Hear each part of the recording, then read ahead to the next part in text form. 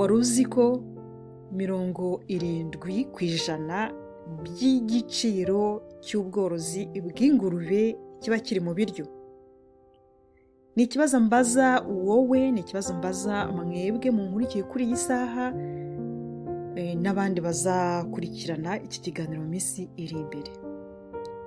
Ese ibyo biryo bigenda ku ngurube, ibyo biryo ingurube irya, ibyo biryo bihabwa ingurube, ibyo biryo ihabwa bihwanye n'umusaruro itanga? Ni ibibazo mbaza cyane cyane abasanzwe borora. Hanyuma rero mukurikirane iki kiganiro kugeza ku munota wa nyuma, kuko tugiye kureba ibisubizo. Muri iki kiganiro cyose harimo ibisubizo by'ibyo bibazo twibajije.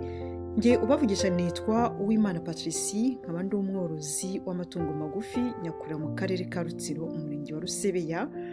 Mbahaye karibu rero kuri uru rubuga rwacu rwa Angelica cyangwa se Angelica Agri.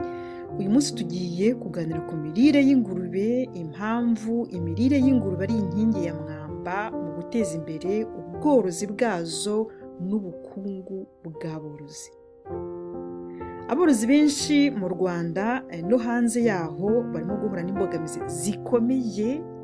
Turimo guhura n'imbogamizi zikomeye cyane, ibiciro by'ibiryo biri hejuru, kubura intungamubiri zihagije, kutamenya uburyo bwo gukora imvange zitanga umusaruro n'ibindi. Ibi bituma ingurube zidakora neza, ingurube zigenda gahoro. Ibi bituma umworozi akoresha amafaranga menshi cyane mu kuzitaho, nyamara yazigurisha agahendwa cyane bakamuha udufaranga duke. Muri make ingurube ntizitange umusaruro, ingurube ntizitange inyungu ihagije nk'uko bikwiye, nk'uko byakagombye, kuko nk'uko twese tubizi cyangwa se bamwe muri mwe babizi, ingurube ni itungo ryororoka vuba, ingurube ni itungo rishobora gufasha uryorora kurushaho kwiteza imbere, kandi n'igihugu yororeramo kikiteza imbere. Nubwo ibyo bibazo bihari rero, hari ibisubizo, kuko yaba mu Rwanda, yaba mu Burundi, yaba muri Congo, yaba no muri bihugu nkanjye ntuyemo Denmark n'ahandi, abashakashatsi ntabwo bicaye. Mpamvu baticaye nuko dukeneye kurya inyama, dukeneye kurya ibikomoka ku nyama, kandi iyo urebye ku isi ingurube ziza mu bushakashatsi bwagiye bugaragara, ingurube ziza ku mwanya wa kabiri mu kuribwa cyane ku isi. Ikiza ku mwanya wa mbere ni inkoko. Niba nibeshye mushobora kunyunganira, ariko niyo makuru mfite. Ariko hari ibisubizo biri gutangwa n'abashakashatsi n'abahanga mu bworozi. Ibisubizo baduha hari kuba ubu hari imvange zifite poroteyine zivuye muri magoti. Magoti ni ururimi rw'amahanga, ariko bagiye bakurikirana ibiganiro natanze, ni iziva mu bworozi bw'amasazi y'umukara. Twe turazifite nyinshi cyane, turazifite zihagije mu Rutsiro, i Rusebeya, buryo rwose dusigaye tubona ko kuziha ingurube twagiye reka nkomeze ibindi kuko nanjye kujya muri magoti zinarangiza. Abashakashatsi batubwira kandi ko hari ibisigazwa by'ibihingwa, ushobora no kugabura hydroponic foda, hakiyongeraho na tekinoloji zifasha umworozi kumenya niba yunguka cyangwa se ahomba. Igihe ufite interinete muri bihugu byacu, kuri iki gihe abantu benshi cyane bashobora gukoresha interinete. Icy'ingenzi ni ukumenya mbese arakoresha ubuhe buryo. Ibi byose rero bishobora kugabanya igiciro kandi bigatanga umusaruro urambye. Igihe ushobora kuba wifite magoti, ukaba wifite ibisigazwa by'ibihingwa bimwe na bimwe, ukaba ufite hydroponic foda, ukamenya gukoresha izo za tekinoloji zikumenyesha ko iyo ingurube zawe ziri gukura cyangwa se zitari gukura, byagufasha rwose ko ushobora kunguka kandi ukagira umusaruro w'igihe kirekire. Ubundi iby'ingenzi muri ibyo byose ni uko abahanga bagaragaje ko ingurube zigaburirwa ibiryo bikungahaye kuri poroteyine z'ibinyabuzima. Ni ukuvuga ngo nka poroteyine ziva ku mamesa ku bayafite cyangwa ashobora kuyagura, n'ibindi biva ku bimera nka za soya. mbese atari bya bindi nubwo badukangurira kugura ibyo byo mu nganda, ibintu byo mu nganda cyane cyane nk'iki gihugu ntuyemo nkurikije ko borora ingurube, ndavuga ahantu he Denmark, ibintu byo mu nganda biza bwa nyuma bamaze kugerageza ibyo bifitiye bya kamere.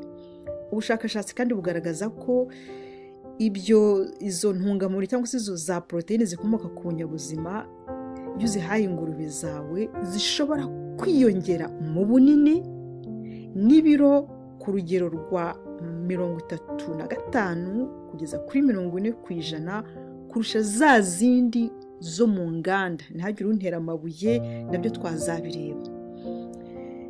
Ibi rero tubikurikije, tugerageje tukabikurikiza, tukareba ibyo dufite iwacu, niba hari ibyo Patisa adafite iwe, akareba ibyo abaturanyi bafite, akareba ibyo ku isoko bafite, isoko rusange, cyane cyane ibyo twabona hafi y'aho dutuye, bishobora kudufasha rwose kugabanya igiciro, kugabanya amafaranga ajya ku matungo yacu. Ibi byahindura byinshi mu mibereho y'aborozi bato n'abaciriritse badashobora kubona amafaranga menshi yo kujya kugura ibiryo byo mu nganda, bagura ibiryo byo mu nganda, nuko baza tugahera hasi. Kunoza imirire y'ingurube ntabwo ari amahitamo, mwaborozi mwe, ntabwo ari amahitamo mwe mwifuza kwinjira mu mwuga w'ubworozi bw'ingurube.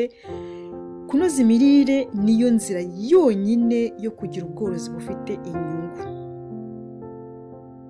Twese dukeneye cyangwa se tugomba gutangira gutekereza uburyo bushya bwo kugaburira ingurube zacu, uburyo bushya buboneye kandi bworohereza buri mworozi. Ni ukuvuga ngo turamutse dutekereje, turamutse tuganiriye, dushobora kubona uburyo ki twakemura ikibazo cy'intuza cyo kugaburira izi ngurube zacu muri bihe bikomeye. Mutange rero ibitekerezo, mugerageze mutange ibitekerezo, mubyandike, tanga ibitekerezo, tanga igitekerezo cyawe ku mirire y'ingurube mu gice cyo hasi, wandike muri komanteri.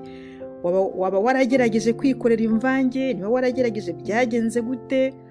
Hanyuma niba wumvise iyi video rwose ukaba wumvishe igufashije, uyumvise ukumva igufashije, niba uri mushya kandi wumva iyi video hari icyo igufashije, iyandikishe kuri uru rubuga rwacu. Iyandikishe kugira ngo utajya ucikwa na za video dushyizeho. Ikindi uraba unteye inkunga kandi uyiteye aborozi n'abahinzi, kuko iyo abantu biyandikishije mbona urubuga rwo kugenda ruzamuka, bikantera na courage yo kurushaho gukora ibiganiro bitandukanye. Musangize kandi izi video ku bandi, cyane cyane abantu bashidikanya ku byerekeranye n'ubworozi bw'ingurube n'abagitangira korora ingurube, kugira ngo rwose turusheho noneho gushyira imbaraga muri uyu mwuga w'ubworozi bw'ingurube, kuko birashoboka. Ndabashimiye rero, Imana ibaha umugisha. Mwari kumwe na Uwimana Patricie, naho ubutaha, baye, mugire amahoro.